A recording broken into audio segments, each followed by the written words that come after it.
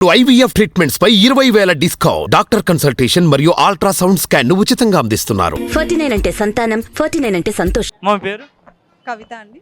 ఏం చేస్తుంటారా? Degree final year. Vote వచ్చిందా మీకు? మొదటి ఓటు అనుకుంటా. ఎవరికి ఓటు అయిపోతున్నారు? ఎలక్షన్స్ వస్తున్నాయి కదా. జగన్మోహన్ రెడ్డి గారు. ఎందుకు జగన్మోహన్ రెడ్డికి అయిపోతున్నారు? పరిపాలన బాగుంది. నెక్స్ట్ సంక్షేమ పథకాల అర్హత వాళ్ళందరికీ ఇద్దామని చెప్పి ఆయన ఆలోచన నచ్చింది. నిజంగా అందుతున్నాయా సంక్షేమ పథకాలు? కేవలం ఓన్లీ వైసీపీ సానుభూతి పరులకే పథకాలు ఇస్తున్నారు. న్యూట్రల్గా ఉండే వాళ్ళకి కావచ్చు, లేదంటే టీడీపీ వ్యతిరేక పార్టీ వాళ్ళకి ఎవరికి ఇవ్వట్లేదని చెప్తున్నారు. లేదండి, అంటే అర్హత కలిగిన వాళ్ళందరికీ ఇవ్వాలి అని ఫస్ట్ తీసుకొచ్చారు. అది సిటీల్లో అలాగే విలేజెస్లో అన్ని ప్లేసెస్లో కూడా ఇంప్లిమెంట్ అవుతుంది అనేది నాకు తెలుసు. అంటే చాలామంది మా ఫ్రెండ్స్ కూడా ఉన్నారు. వాళ్ళు కూడా చెప్పింది ఏంటంటే అర్హత వాళ్ళు ఒక పథకానికి ఏమైతే తీసుకుంటారో అంటే అవి ఉండే వాళ్ళకి అందరికీ ఇస్తున్నారని చెప్పి.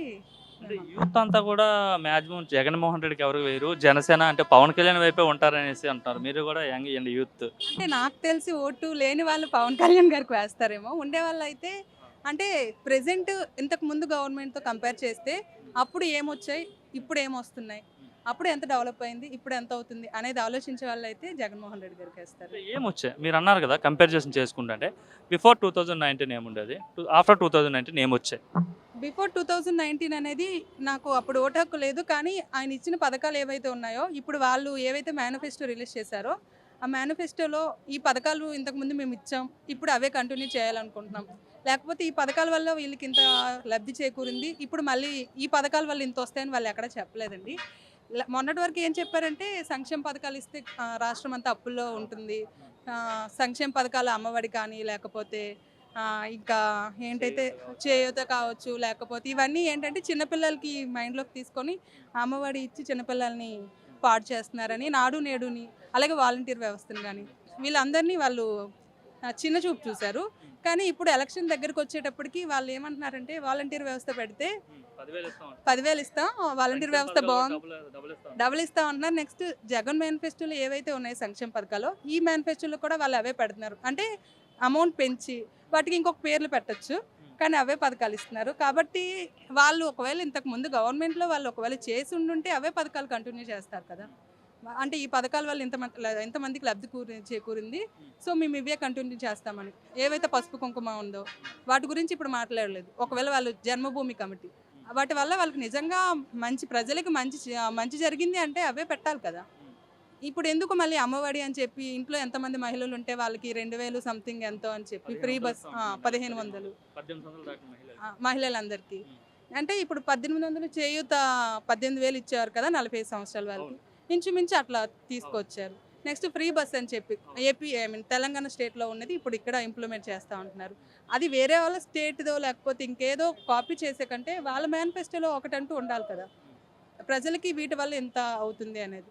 నెక్స్ట్ ఏవైతే పోర్ట్స్ ఉన్నాయో ఏపీలో, నెక్స్ట్ కాలేజెస్ కానీ మెడికల్ కాలేజీలు ఇవన్నీ బాగున్నాయి. అంటే 5 years గవర్నమెంట్ టైం తీసుకుంటే ఫస్ట్ 2 years ఎలక్షన్ కోవిడ్ వల్ల కోవిడ్ టైంలో కూడా ఏంటంటే డోలో పారాసిటమాల్ వల్ల ఏమవుతుంది అని చెప్పి ట్రోల్ చేశారు. కానీ WHO ఏదైతే ఉందో అవి ఉండాలి, ప్రతి ఇంట్లో శానిటైజేషన్ పరంగా బ్లీచింగ్ ఉండాలి, నెక్స్ట్ సిమ్టమ్స్ ఏమైనా కనిపిస్తే వెంటనే డోలో 150 యూజ్ చేయండి అని చెప్పారు.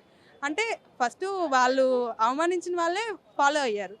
నెక్స్ట్ 2 yearsలో కూడా ఈ వాలంటీర్ వ్యవస్థ కానీ సచివాలయం వ్యవస్థ వల్ల ప్రతి ఇంటికి వెళ్ళి ఎవరైనా కోవిడ్ ఎఫెక్ట్ అయితే ఆ కోవిడ్ ఎఫెక్ట్ అయిన వాళ్ళకి ఏవైతే near by houses 30 houses 50 houses ఆ 50 housesని వాళ్ళు విజిట్ చేయించి ఆ సిమ్టమ్స్ ఉండే వాళ్ళకి టెస్ట్ చేయించి వాళ్ళకి ఐసోలేషన్ ఇప్పించడం కానీ ఇవన్నీ 2 yearsలో చేశారు. ఆ 2 yearsలో కూడా గవర్నమెంట్ పథకాలు అనేవి ఆపలేదు, ఎగ్జాక్ట్ టైంకి పడేటట్టు చేశారు. నెక్స్ట్ ఆఫ్టర్ 2 years చూసుకుంటే నెక్స్ట్ 3 yearsలో కూడా ఏ పథకం కూడా పెండింగ్ లేకుండా అన్నీ చేశారు. నెక్స్ట్ 60 years ఉండే వాళ్ళకి పెన్షన్, 60 years వస్తే చాలు పెన్షన్ ఇస్తామని చెప్పి.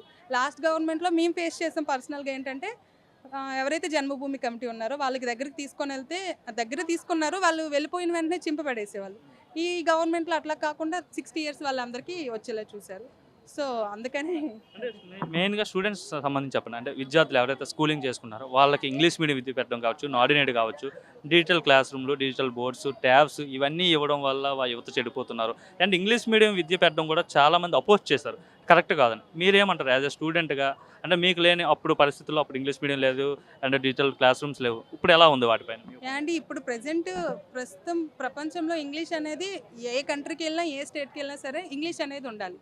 మన ఆంధ్రప్రదేశ్ ఆర్ తెలంగాణకు మించి ఇంకే స్టేట్కి వెళ్ళినా సరే ఇంగ్లీష్ అనేది ప్రతి ఒక్కరికి రావాలి మనం సర్వైవ్ అవ్వాలి అంటే. అలాంటిది ఇంగ్లీష్ లాంగ్వేజ్ని ఒక మీడియంగా ప్రతి స్కూల్లో ఉండాలి. పేద ప్రజలందరూ ఇంగ్లీష్ మీడియం చదవాలి అని చెప్పి ఆయన ఆలోచన బాగుంది. దాన్ని కూడా వ్యతిరేకించారు ఫస్ట్. కానీ ఇంటింటికి వెళ్ళి వాళ్ళు సర్వే చేశారు, మీకు ఇంగ్లీష్ మీడియం మీ పిల్లలకు కావాలా వద్దా అని చెప్పి.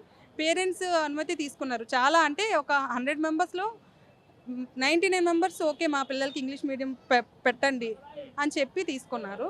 ఇంగ్లీష్ మీడియం ఏంటంటే ప్రజెంట్ జనరేషన్లో ప్రతి ఒక్కరికి ఇంగ్లీష్ కావాలండి. సో ఆ ఇంగ్లీష్ మీడియం నెక్స్ట్ నాడు నేడు అని చెప్పి స్కూల్స్ డెవలప్మెంట్ అనేది డిజిటల్ క్లాస్ రూమ్స్ కానీ అప్పుడు ఇప్పుడు అని చెప్పి నేడు స్కూల్స్ డెవలప్మెంట్ అనేది చాలా చేశారు. సో ఇంతకుముందు స్కూల్స్లో కంపేర్ చేసుకుంటే టాయిలెట్స్ ఉండేవి కాదు, నెక్స్ట్ ఫుడ్ ఫెసిలిటీ కూడా మంచిగా ఉండేది కాదు. ఇప్పుడు డైలీ మెనూ మండే ఇది పెట్టండి, ట్యూస్డే ఇది పెట్టండి, వెన్స్డే ఇది పెట్టండి అని రోజుకొక మెనూ ఫాలో అయ్యి దాంట్లో ఉండేటట్టు.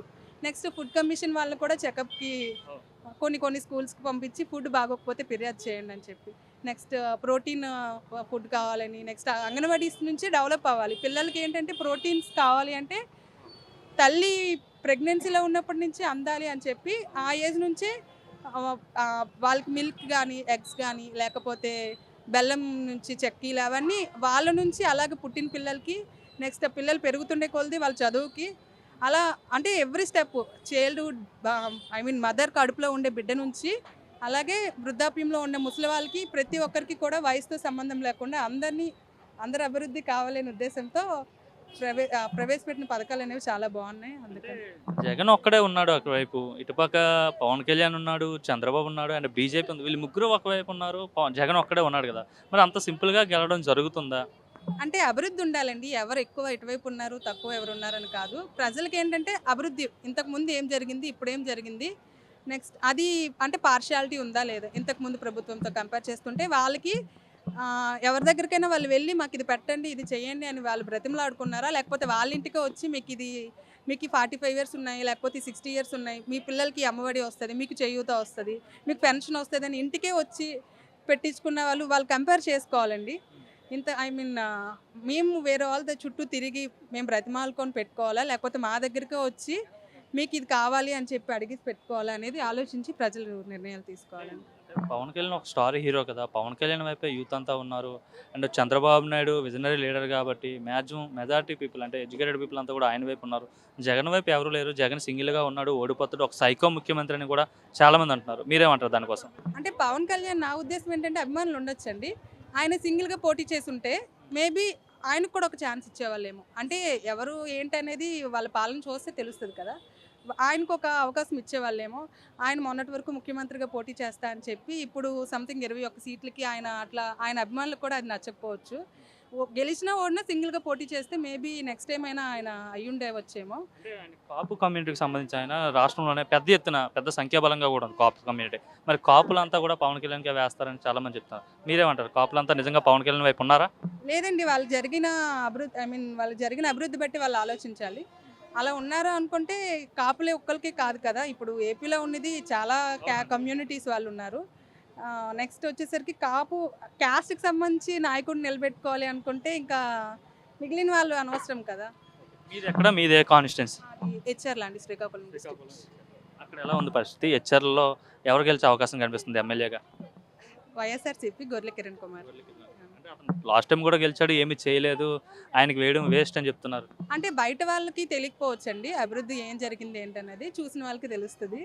అక్కడ ఉండే కాన్స్టిట్యున్సీ వాళ్ళకి ఆయన డైలీ విజిట్ చేస్తూ ఉంటారు, ప్రతి విలేజ్ని కవర్ చేస్తూ ఉంటారు. ఎవరికి ఏ ప్రాబ్లమ్స్ ఉన్నా అంటే ఆయన వరకు ప్రాబ్లమ్స్ వెళ్ళవు. గ్రౌండ్ లెవెల్లో ఎవరైతే ఈ ప్రెసిడెంట్స్ సర్పంచ్ ఉంటారో వాళ్ళ లెవెల్లోనే ఆయన క్లియర్ అయిపోతాయి. ఓవరాల్గా అయితే మళ్ళీ జగన్ వస్తారంటారు? 100% వస్తారండి.